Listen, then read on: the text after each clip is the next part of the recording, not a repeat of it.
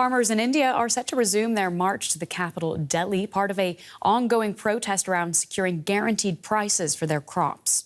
Farmers form one of the most influential voting blocs in India, and their protests are a challenge for Prime Minister Narendra Modi ahead of upcoming elections.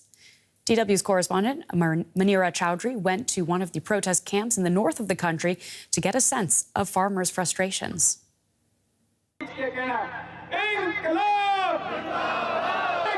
Long live the revolution, they call.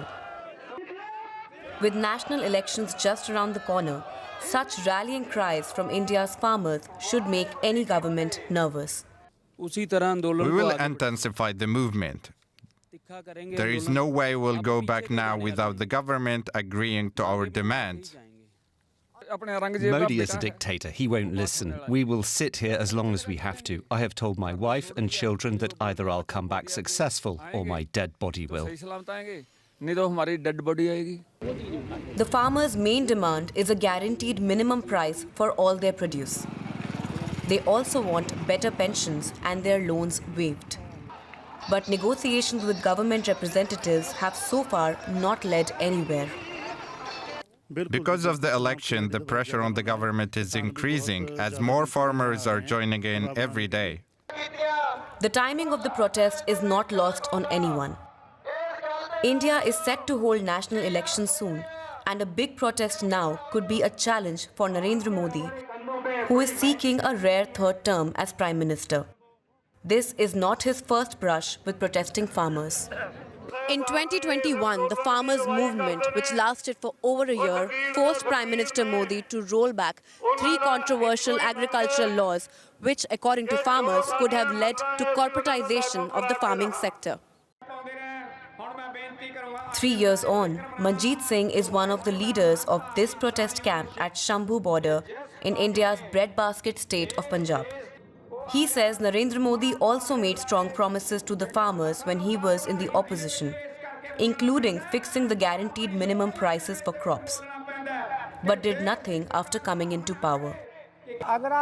If Modi is considered such a strong leader, someone who does not back down, then we should remind everyone that he is strong because of the people of the country. He should work for the people. We have no problem with who runs the government. We are just saying that the farmers, who are the backbone of the country, should at least be happy. With government data showing more than 50% of India's farmers in debt, economist Arun Kumar points to a growing disparity between urban and rural India. He says that if not addressed, this imbalance of development could pose a political challenge for years to come. The reason is that you see 85% of the farmers are small and marginal farmers. The income that they're getting from farming is roughly around the poverty line, okay, or even below the poverty line. Because they have very low income, to continue farming, they have to borrow. So they're in debt. For now, heavy security forces and barbed wires are stopping Manjeet and the other farmers from marching to the capital city. But they are determined to stay put, miles away from their homes and families. For them, they say, it is a matter of survival. Let's speak to journalist Shalu Yadav in Delhi for more. So, farmers planning to march your direction to the capital. Could you please give us a sense of where things stand now and what might be stopping them from making their journey? Well, Claire, first of all, what's stopping them, what's deterring them is the heavy hand of the government. As soon as the government got a whiff of the second round of the protest last month, overnight, the capital city of Delhi was turned into a fortress. It was barricaded with barbed wires, with cemented blocks, and fencing came up overnight, on 3 sides of the city to prevent these farmers from entering the city and holding their and marking their protest. Now, this was a reminder of the 2021 farmers' protest when the government used a similar tactic to prevent them from entering the city. And in fact, it proved to be, some say it proved to be counterproductive, because these farmers then decided to hold a sit-in protest on the highways for over a year, blocking Delhi's access to the 3 neighboring states. And, it brought the city to a standstill, really. And in the end, the government had to blink first, and they repealed the controversial farm laws back then, But some of the demands are still unmet by the government, and so these farmers are back on the highways again. They are being stopped in the same manner, and in this time around during the protest, the security forces have used drones to spray tear gas to dispel the protest, and in fact it turned violent at one point and led to the death of a 20-year-old farmer.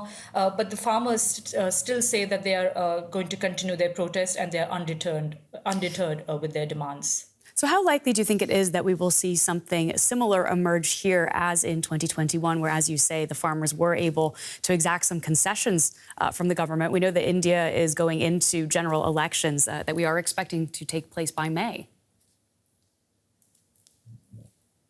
Yes, that's right. As Manira's report said earlier, that these visuals of these farmers coming up in huge numbers and sitting outside of Delhi should make any government nervous, especially because India is due to go for elections in the coming few months. And a farming community is a big and influential voting bloc in India. But that said, the government is using heavy force on them, as it did in 2021. So it doesn't seem like it's very nervous with the protests so far. Now, these farmers, let me remind you, they come from the politically crucial states of Punjab, Haryana, and Uttar Pradesh. And so the government cannot ignore it. The Prime Minister cannot ignore this voting bloc, especially as he's seeking a third term in office in the coming few months. And so experts say that he might have to concede to a few demands, if not all, ahead of the upcoming elections. Well, thank you so much for that update. That is Shalu Yadav joining us today from Delhi.